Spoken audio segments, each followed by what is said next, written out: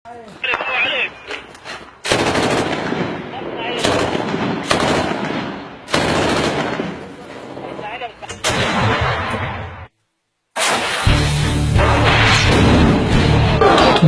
perang yang terjadi di dunia menimbulkan keprihatinan yang mendalam. Sebagian besar negara yang berkonflik ini adalah negara mayoritas Muslim karena permasalahan agama berkepanjangan. Jika dunia mengklaim sudah terjadi perang dunia pertama dan kedua, maka masih ada perang yang lebih dahsyat yang akan dialami umat berdasarkan nubuat akhir zaman. Yang menarik adalah, beberapa negara yang berperang saat ini disebut-sebut dalam nubuat atau ramalan tersebut. Perang ini akan menandai kemunculan Dajjal, sosok eskatologi Islam yang dilaknat Allah, dan akan muncul pada akhir zaman. Berdasarkan hadis Nabi Muhammad SAW, akhir dari perang tersebut menjadi awal dari kehidupan manusia yang kekal, yakni kiamat. Apa saja perang tersebut? Berikut ringkasannya. Urutan perang ini lengkap dijelaskan dalam hadis Nabi Muhammad SAW. Nantinya pada akhir zaman, manusia akan mengalami dua perang besar, yakni Perang Al-Malhamah Kubra dan Perang Armageddon. Dua perang ini akan terjadi beruntun, yang puncaknya adalah kemunculan Dajjal. 1. Al-Malhamah Kubra. Perang Al-Malhamah Kubra merupakan perang besar pertama yang terjadi setelah peperangan beruntun yang terjadi sebelumnya. Pada perang ini, pasukan kaum Muslim akan melawan kaum Rum. Namun, sebelum menaklukkan Rum, kaum Muslim akan memerangi Jazirah Arab dan Persia. Kejayaan Persia pada masa lalu memang tinggal sejarah, namun kini berubah nama menjadi Iran.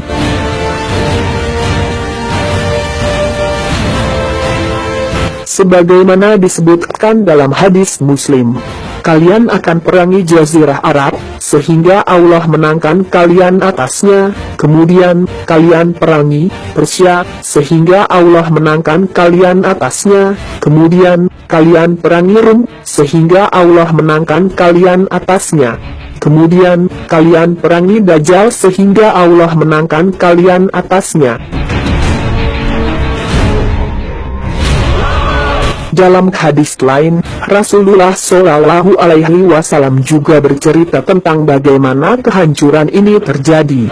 Bahwa perang Al-Malhamah Kubra akan terjadi sebelum pembukaan kota Konstantinopel atau Turki saat ini. Setelah Konstantinopel, maka akan keluar Dajjal yang menjadi awal perang kedua yang lebih dahsyat.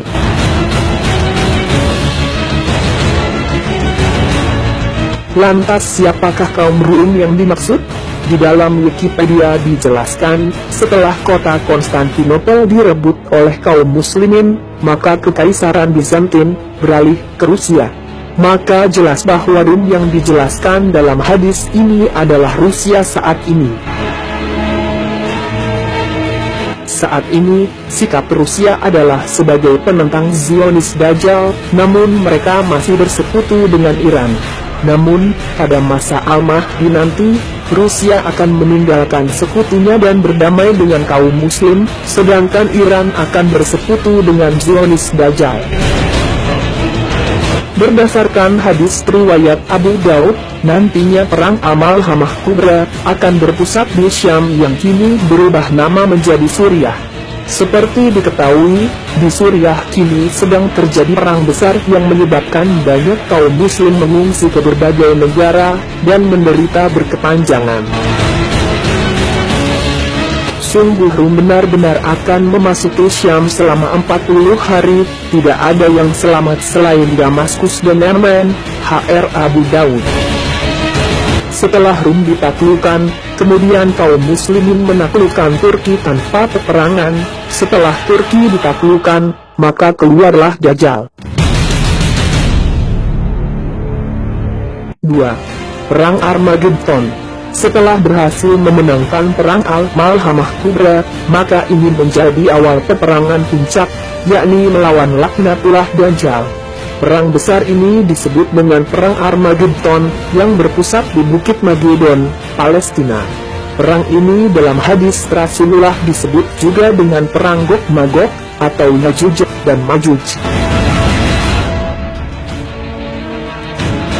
Sebenarnya istilah Armageddon berasal dari bahasa Yunani dan oleh kalangan orang Barat sebagai dalam pembahasan tentang hari akhir dunia.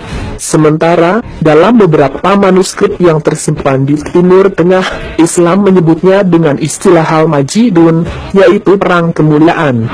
Perang maha dahsyat ini berjalan dalam jangka waktu yang panjang, sehingga menyeret seluruh negara di dunia.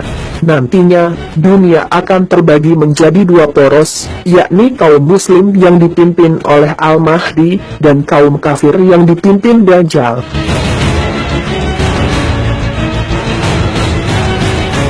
Lalu, di tengah huru-hara yang tercipta, Allah Subhanahu wa Ta'ala menurunkan pertolongan, yakni kedatangan Nabi Isa alaihi salam putra Maryam. Isa akan turun di Menara Putih di timur Damaskus ketika menjelang fajar. Kemudian Isa masuk ke markas kaum muslimin dan ikut dalam barisan salat subuh. Setelah itu, ia bersama Al-Mahdi akan memimpin kaum muslimin menyerbu seluruh markas kaum kafir, bahkan berhasil membunuh Dajjal dan seluruh orang kafir. Wallahu a'lam bishawab. Percayalah, persiapan untuk perang yang dahsyat ini, saat ini sudah terasa.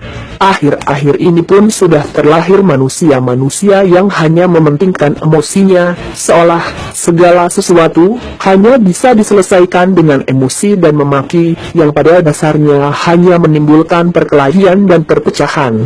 Merasa diri pintar, merasa diri kuat dan merasa diri paling hebat. Percayalah pula, Allah tidak menyukai sifat seperti itu. Dan semoga saja Allah tidak memberi teguran dengan menurunkan bencananya. Nauzubillahi min dzalik.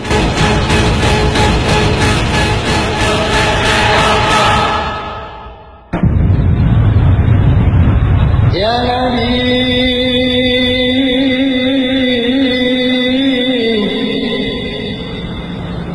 Ya Nabi salam alaik,